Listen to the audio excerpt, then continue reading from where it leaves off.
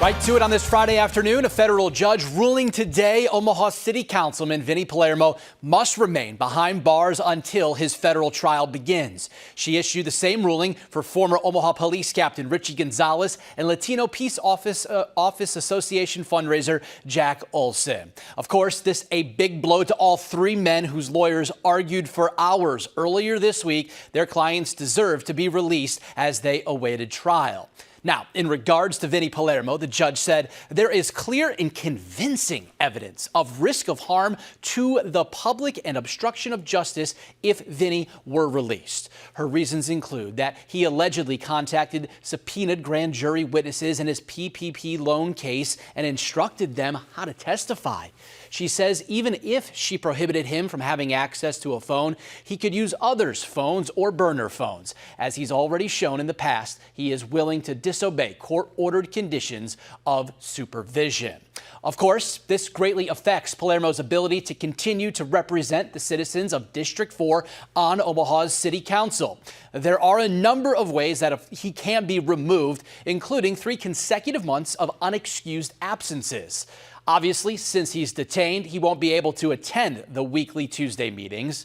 That said, it'll take 3 months to enact this clause if Vinny doesn't resign first, and there's no indication that he will.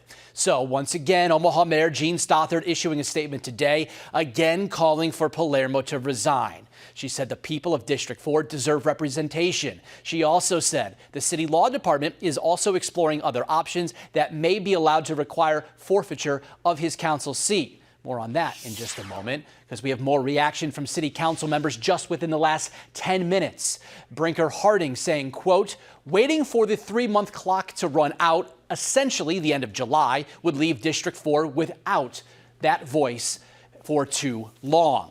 Now, 6 News has learned at this hour that city lawyers are reviewing the charter closely, looking specifically at Section 8.05, titled Interest of City Contracts Prohibited. It states that no elected official or any officer or employee of the city shall have a financial interest, direct or indirect, in any city contract. Now, let me recall your attention to last week's indictment. Count 2 was all about honest services fraud. According to the government, while Palermo was a city council member, the council awarded $93,000 worth of contracts to Omaha Glass Pro. The indictment says he didn't disclose that he was the owner of that LLC.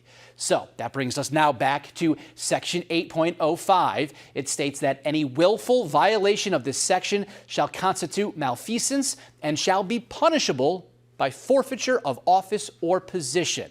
Now, it still remains to be seen if this process would remove Councilman Palermo more quickly than any of the other options that are available.